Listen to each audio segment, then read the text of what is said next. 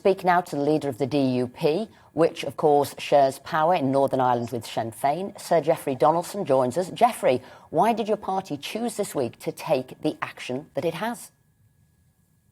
Well, good morning, Esther and Philip. We've been working with the government now for some time on trying to address the problems and the difficulties created by the Northern Ireland Protocol for businesses and consumers in Northern Ireland, the so-called Irish Sea border. When the people of the United Kingdom voted for Brexit, they voted for the whole of the United Kingdom to leave the European Union. But as a result of the protocol, Northern Ireland has been left behind in the EU single market for goods. And this is creating enormous difficulties for our businesses here, given that we purchase 4 times more goods from Great Britain than we do from the whole of the EU combined. And the Irish Sea border is gradually separating us from the rest of the UK.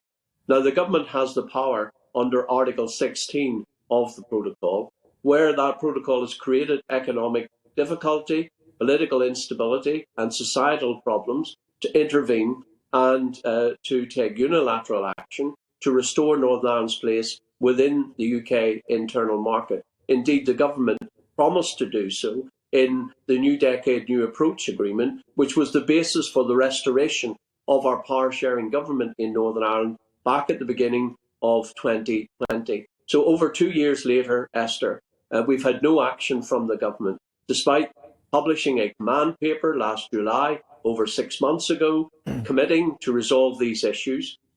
Since October, they've been engaged in negotiations with the EU.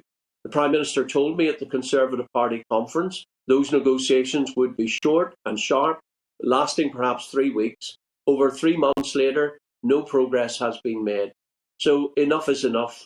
I felt that in order to protect Northern Ireland's place within the United Kingdom, I had to take decisive action to send a very clear message to the Prime Minister and to the EU that we are not going to accept this separation from the rest of our own country, that we are not going to accept a border in the middle of the United Kingdom, that this runs contrary to the principle of consent that is at the heart of the Good Friday Agreement. And so, with weeks left before the Assembly election, I want to see decisive action now. I want that action to take place before the election, so that we go into that election and that the people of Northern Ireland have their say, and that we are able to restore our political institutions that have been so badly undermined by this protocol. Jeffrey, I think lots of people will agree with you, the unacceptability of goods not being able to be transferred freely from one part of the United Kingdom to another. And we even heard rumours that the government had not gone ahead with a cut to VAT on domestic fuel simply because it wouldn't have applied in Northern Ireland because of the deal that had been agreed with the EU. So I guess the fundamental question is, if the government doesn't renegotiate this protocol, what are the implications for the United Kingdom and Northern Ireland's place in it? I mean, is this going to put the United Kingdom itself at risk if nothing's done? I'm afraid it is, Philip. This is an existential threat to the Union. And why do I say that?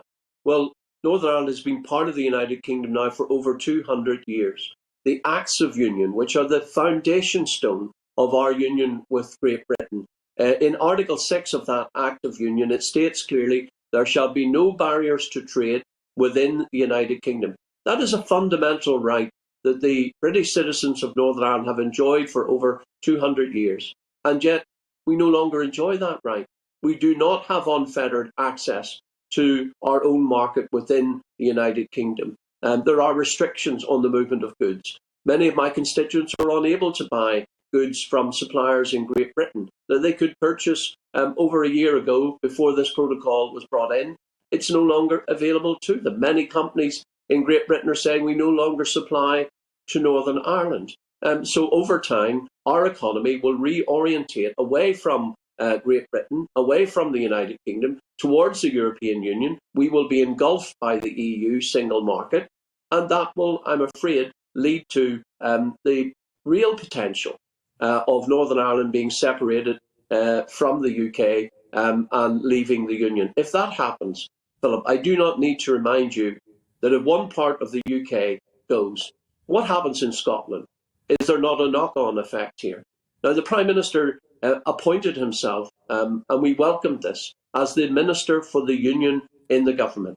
And I am saying to the Prime Minister, and I recognise there are many challenges that he has at the moment, but if this were, and I think of some of his predecessors, even people like John Major, when there was a crisis of this nature in Northern Ireland, they were on the first plane to Belfast. They were there on the ground. They talked to the parties. They sought to resolve these issues. We need the Prime Minister's attention now. We need him focused on getting a solution. And if the EU are not prepared to take the steps that recognise Northern Ireland's place within the United Kingdom, then the government should act unilaterally, as they are legally entitled to do under Article 16 of the Protocol. This is about the future of the Union, and the Minister for the Union, the Prime Minister, needs to act.